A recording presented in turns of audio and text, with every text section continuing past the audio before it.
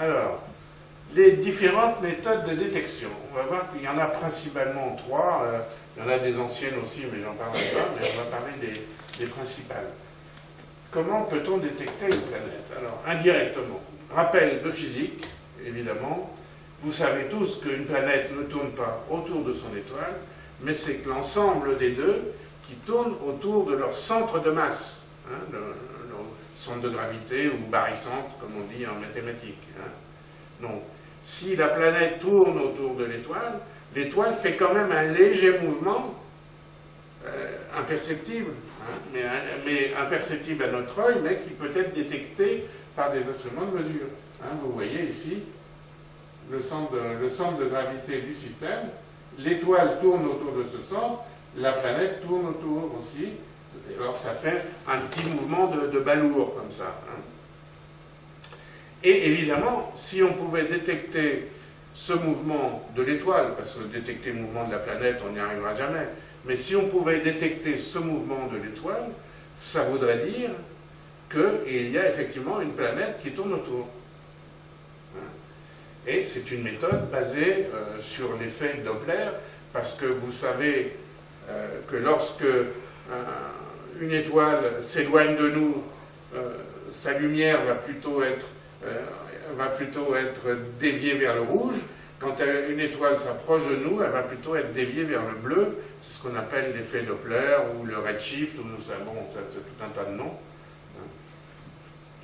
Et on va essayer de détecter cette variation de mouvement de la planète, de l'étoile qui s'éloigne ou de l'étoile qui se rapproche de nous. Et évidemment, si on peut détecter ce petit mouvement et en tracer une courbe, et si on s'aperçoit qu'il y a un mouvement périodique, eh bien on pourra dire qu'il y a une planète, une ou plusieurs planètes. Voilà, donc vous voyez, l'étoile se rapproche de nous, la lumière vire au bleu, l'étoile s'éloigne de nous, la lumière vire au rouge, alors que la planète est là et on ne la voit pas. Hein, voilà, en fait, avec une animation, à quoi ça correspond. Hein. Puisque l'étoile a un spectre connu, c'est-à-dire que c'est son code d'identification, son ADN, si on veut, est connu. Hein, et on s'aperçoit que ce spectre, en fonction de la position de l'étoile, eh ben, il est décalé soit vers le bleu, soit vers le rouge. Et on peut tracer ce mouvement sur une courbe, qu'on appelle la courbe des vitesses radiales, voilà, et qui correspond au mouvement de la planète autour de l'étoile. Ça correspond à des légères variations de vitesse.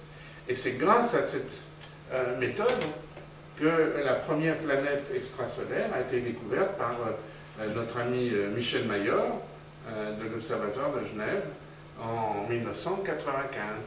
C'est donc cette fameuse planète baptisée 51 PEG B. Vous savez comment on note les planètes de façon générale. L'étoile va s'appeler Tartampion. Tartampion A, petit a, ça va être l'étoile, et puis les planètes vont s'appeler Tartampion B, Tartampion C, etc., au fur et à mesure de leur découverte. Donc là, ça va être 51 PEG B, qui tourne autour de l'étoile 51 PEG, située à 42 années-lumière de nous. Ils ont mesuré aussi la distance à l'étoile. Alors là, gros problème. Les premières exoplanètes que l'on découvre, ce sont des planètes immenses, de la taille de Jupiter, et très près de leur étoile. C'est pas du tout comme le système solaire. Chez nous, les planètes géantes, les planètes gazeuses sont situées dans le fond du système solaire, alors que, a priori, pour toutes les planètes, les exoplanètes que l'on a découvertes à cette époque, c'est le contraire. On a appelé ça des Jupiters chauds. Ce sont des planètes du type Jupiter chaud, c'est-à-dire des étoiles de la taille de Jupiter, hein, parce qu'on ne pouvait pas voir à cette époque-là des planètes beaucoup plus petites. Donc ce sont des étoiles de la taille de Jupiter, mais très proches de leur étoile. Quand je dis très proche, dans le cas de PEG 51, elle est à, je crois, elle tourne en 4 ou 5 jours autour de son étoile. Je ne sais pas si vous imaginez ça. Donc évidemment, c'est l'enfer sur cette planète. Hein. Alors, il y a un problème, on a essayé d'expliquer pourquoi notre système solaire est totalement différent. Parce que plus on va avancer dans la découverte d'exoplanètes, et plus on va trouver qu'effectivement il y a énormément de grosses planètes près de leur étoile. Donc il semble que notre système solaire ne soit pas typique des autres. Est-ce pour cela qu'il y a de la vie sur Terre ou pas? On peut se poser des questions.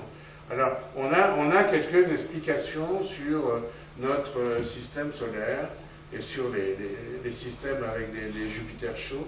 On pense que les grosses planètes se forment effectivement dans le fond des systèmes planétaires, des systèmes stellaires, pardon, et qu'elles migrent vers, elles migrent vers l'intérieur des systèmes solaires.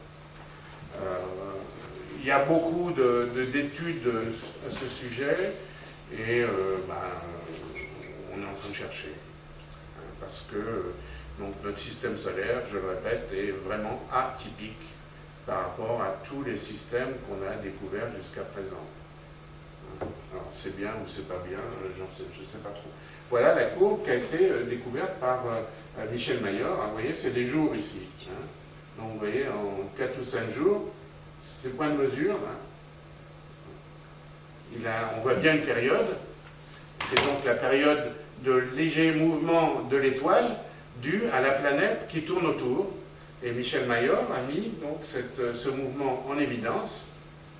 Il a eu beaucoup de chance parce que lui, il a été intelligent et il cherchait des mouvements courts sur plusieurs jours. Pourquoi je dis ça? Parce qu'à l'époque, on cherchait des planètes, on n'avait pas encore trouvé d'exoplanètes, on cherchait des grosses planètes parce qu'on s'imaginait que c'était les plus faciles à trouver, à détecter, c'est évident. Plus c'est gros, plus c'est facile à détecter dans le ciel. Et on s'est dit, c'est comme le système solaire. Les grosses planètes, elles sont très loin de leur étoile, c'est donc des périodes de plusieurs années. Donc les Américains, ils faisaient une mesure tous les ans, ou un truc comme ça, dans les systèmes comme ça. Alors que Michel Mayor, lui, n'avait pas d'idée préconçue, tous les jours, il faisait des relevés, et c'est comme ça qu'il a trouvé. Bravo Michel. Voilà. Alors, je crois qu'il y a une petite animation qui devrait marcher, là. Vous montrer à quoi ça correspond sur la... Voilà, ça c'est la planète qui tourne autour de l'étoile qui est ici, et l'étoile qui tourne autour de son centre de gravité. La Terre est là, l'observatoire est là, et puis voilà la courbe des vitesses que l'on détecte. Voilà.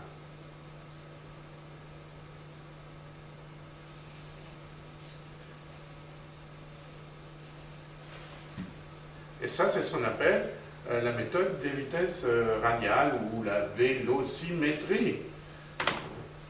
Alors, c'est surtout valable pour des planètes massives proches de leur étoile, car les variations sont mesurables.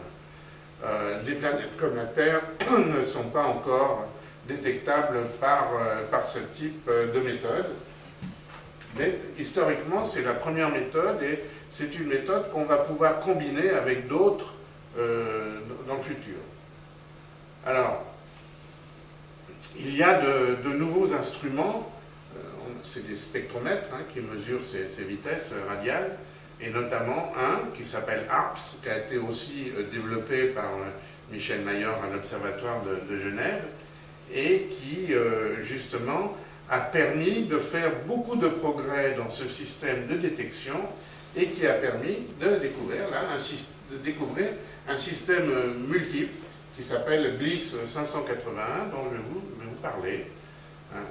Et on a détecté, en principe, 2 planètes de type terrestre capables d'habiter la vie chez nos voisins à 20 années-lumière, dans Gliss 581. Gliss, c'était un monsieur qui était astronome, qui répertoriait toutes les étoiles. Vous savez, ils ont tous leur catalogue. HD, c'est Henri Draper, etc. Et c'est encore une découverte de l'ESO au Chili, grâce à ARPS, au spectrographe de ARPS. le plus précis du monde, qui a permis de mettre au point ce système. Alors voilà le système solaire de Gliss 581, vous voyez, l'étoile est là. Pour comparaison, on l'a superposé au système solaire, mais vous voyez, ça s'arrête à l'orbite de Vénus. Hein. C'est quand même tout très près de l'étoile. Hein. Mais là, c'est un système multiplanétaire. Et l'étoile, alors vous allez me dire, si près du Soleil, de leur Soleil, comment vous pouvez dire que ça peut être des planètes de type terrestre habitable? Ben, je triche parce que l'étoile ici, c'est pas une étoile comme le Soleil, c'est une étoile beaucoup moins chaude que le Soleil, donc qui va permettre de